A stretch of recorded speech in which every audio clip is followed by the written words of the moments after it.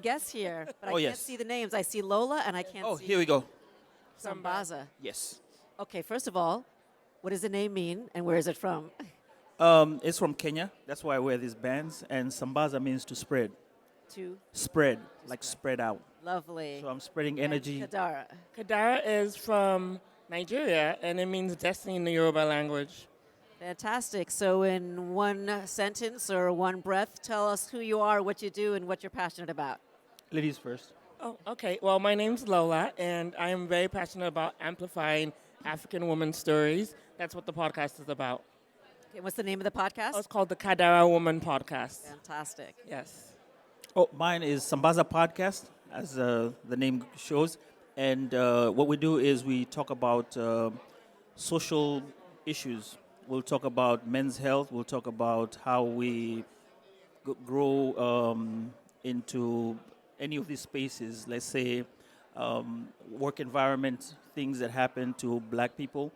And that's what I started focusing on. But it's mainly usually a series that starts off from I talk to an African American, and then I talk to somebody who's immigrated from another country. I'm from Kenya, so 25 years in, and I'll also get somebody who's from Africa, Kenya, and then around the world. So it's a 5-part series.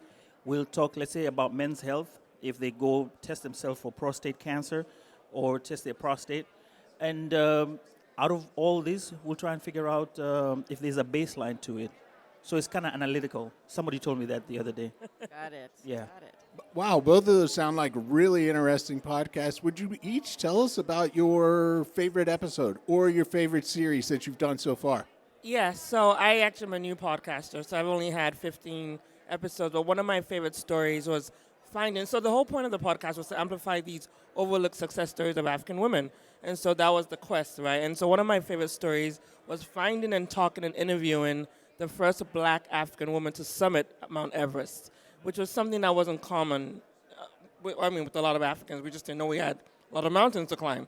And so, Kilimanjaro, for example. yeah, she actually did Kilimanjaro, Right, exactly. but she did Everest, and she tried 3 times and had 3 near-death experiences and still finally did it. So she's summited. Apparently, when you climb, it's called summiting. Yes. So I learned that. I'm supposed to be doing Everest Base Camp in November. I'm not sure if I'm going to do it or You not. can do it. No, I want to do an Indian spiritual retreat that happens at the same time for Oh, okay. three pilgrimage in India, but please continue. Go on. Yeah, so she has done, I think she's done 5 summits, and she's trying to do the Grand Slam. Uh-huh. Yes. Well, that was one of my most unexpected stories ever, and I'm actually glad we got to amplify that. Yeah, wow. That's important, too, because I think a lot of people don't think of women necessarily summiting, much less African women summiting. I was surprised. Because when because I hiked in Annapurna Base Camp last year, sprained my ankle, had to get airlifted off the mountain, a whole other podcast episode.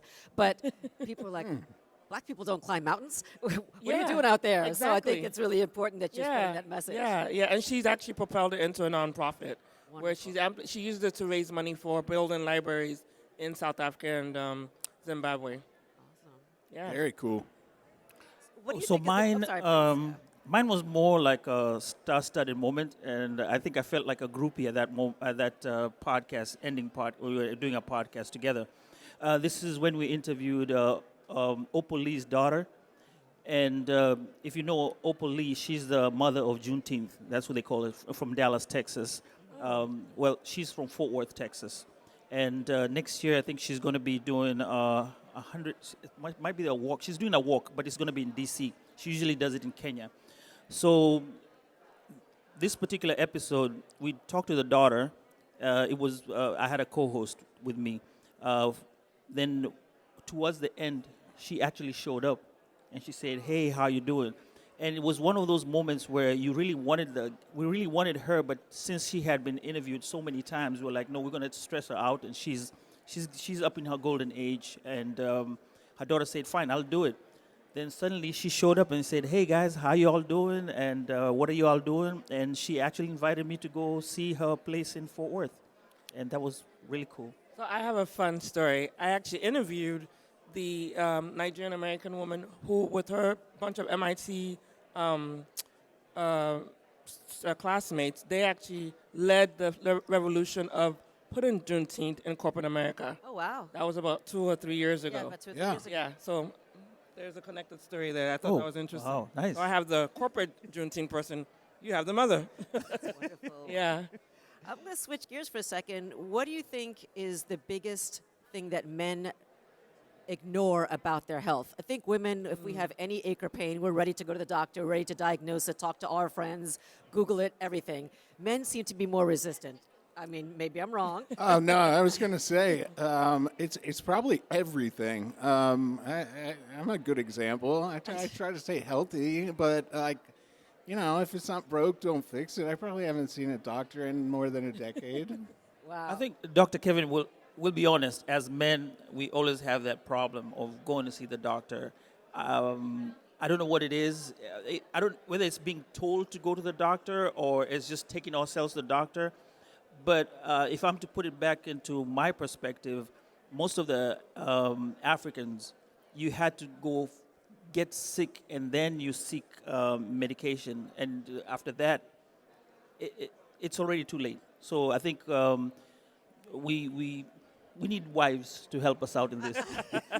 We do make the appointments. But I do think that's something that is common around many parts of the world where people either there's traditional medicine that whether it's Latin America. My parents are from the Caribbean. Boil this leaf, have this piece of bark, drink this tea, and then if you're bleeding from the head, we'll go to the doctor, right? Right. Then and only then. But I'm glad that you have a podcast where this is something that you're raising. So we're going to be ending soon. What's the number one thing you want people to know about your podcast or about yourself? And again, name them so that people can follow you again. Well, I would just love for people to know that even though we're telling stories about African women, they're still human stories. And so they're stories of overcoming challenges, pivoting to do whatever it is you're called to do in this world. And you can find us at Kadara Woman on Instagram and LinkedIn. Nice. So for me, I'll say all of us are equal. We all bleed red, pink under the skin. And all I want to say is I'm here to spread knowledge, as Sambaza says, and the people I call Wasambazaji. So you just become my Wasambazaji because I believe you're going to talk about my podcast once you leave here. And that's all I want to do, leave a message with you and you kind of think about it. I can be found on any socials at Sambaza Podcast, and please share and subscribe. Wonderful. Thanks so much for being here. Oh, thank you. Thank you. Yeah, great.